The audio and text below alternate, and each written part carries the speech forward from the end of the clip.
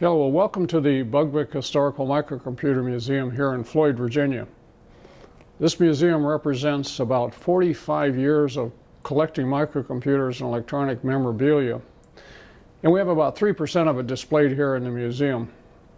Some of the more significant items, not all of them. But it's a small museum. We have a lot of visitors, and they're always fascinated with the early microcomputers.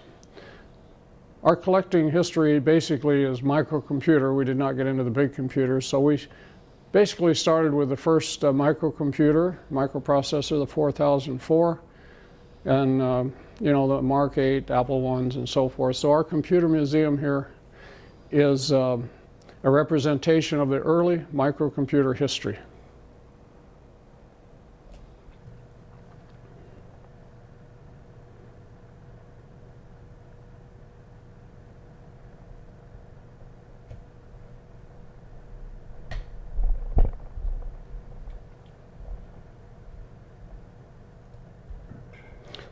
This is one of my favorite computers here in the museum. It's favorite because it was designed by John Titus, who was a colleague of mine back in the 70s and early 80s, and John received his PhD.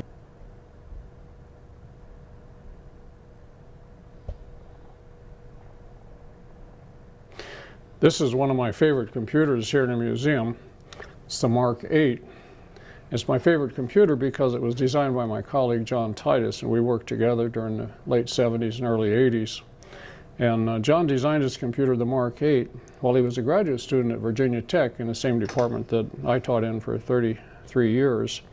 He published an article in Radio Electronics in July of 1974, and this is considered to be the first construction article for building your own microcomputer. It was based on the 8008 computer, or microprocessor chip.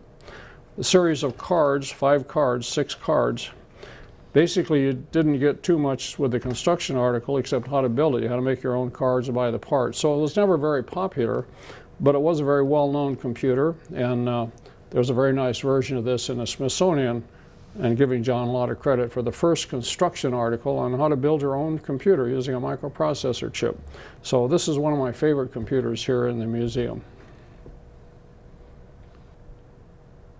This is one of my favorite computers here in the Bugbrook Historical Microcomputer Museum. It's one of my favorites because it was designed by John Titus, who was a colleague of mine, still is, but a colleague back in the late 70s and early 80s with the Blacksburg Group. John designed this computer called the Mark 8. And he published an article in Radio Electronics in July of 1974. And this is the first construction article ever of how to build your own computer. It was a construction article. It did not include the parts to build the computer. You could buy the boards. Then you had to find the parts to put on the boards and so forth. This is a very nice example of one of his computers without a case and so forth, just the raw computer. There is a very nice computer in the Smithsonian Institution that's in a case and so forth, and we have a model of that computer here too. But this is just great because John and I have been colleagues for many years, and it's one of my favorite computers here in the museum. This is one of my favorite computers here in the museum. It's one of my favorite because it was designed by my colleague John Titus back in 1974. John designed this computer called the Mark 8 around the 8008 microprocessor chip as a graduate student at Virginia Tech. And he published the article in Radio Electronics, July of 1974. It's considered to be the first construction article on how to build your own computer using a microprocessor chip. The computer itself is, of course, very simple. Consisted of 6 cards. And basically, the construction article was just a construction article. You had to buy your own parts, build the cards, and then you could build the computer. This computer doesn't have a case. Many people built the computer, put it in a beautiful case, and so forth. And there is one at the Smithsonian Institution, giving John nice credit for his work with the Mark 8. It's one of the more popular collectible items. There was only about 200 of them built, and probably 10 or 15 of them still in existence. And we have 5 of them in our museum collection here at the Bugbrook Computer Museum.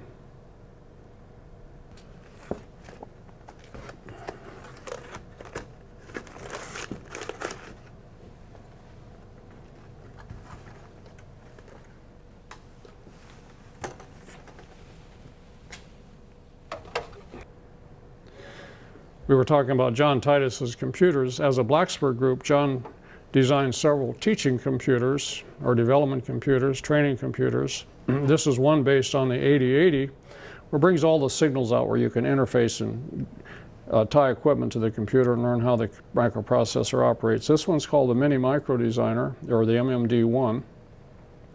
We sold these computers through E&L Instruments on a royalty basis. We didn't do any manufacturing, but there were hundreds, probably thousands of these sold over a period of a number of years as a training computer.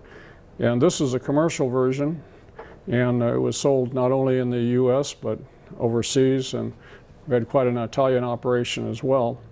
And the Italian people sold a lot of these computers, as well as translated a number of the educational books into Italian. Yeah, this MMD1 computer was sold not only in the United States, but in really many countries.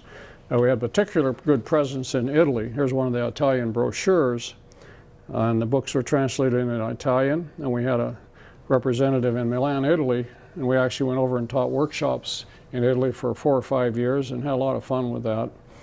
So this was a very popular training computer in community college, industry, and advanced schools as well. And very fine design job that John did based on the 8080 microprocessor. This computer here is the MMD1 computer, also designed by John Titus of the Blacksburg Group around 1976. It's a training computer based on the 8080 microprocessor chip. We sold this computer as the Blacksburg Group through a company called E&L Instruments on a royalty basis, and sold a number of thousand, I don't know how many, in the US and overseas. And also we had quite an operation in Italy through a company in Milan, Italy, and they had their own brochures and translated all of our work into Italian. And we went over and taught seminars in Milan for a number of years as well. That was a lot of fun, of course, in the late 70s and very early 80s.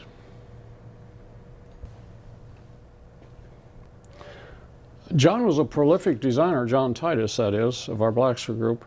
This is a little box that he designed that brought the signals out not only from one computer, but we could use this multi-conductor cable in the back with some adapters and tie this into Apple computers, Radio Shack computers, a number of others, and bring all the signals out and learn how to interface or tie instruments or do data acquisition with a number of computers.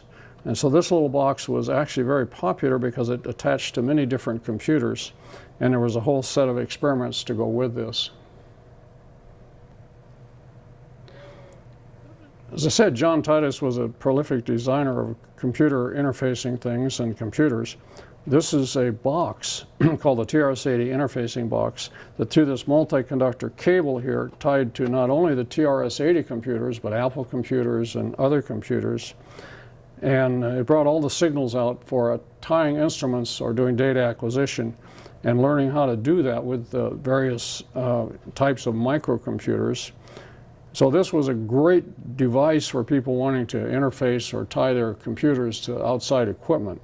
And there was a whole set of experiments to go with this box called the this was called the IF100, just an interface box. But again, this was a very popular device in the late 70s and all through the 80s, even up into the early 90s.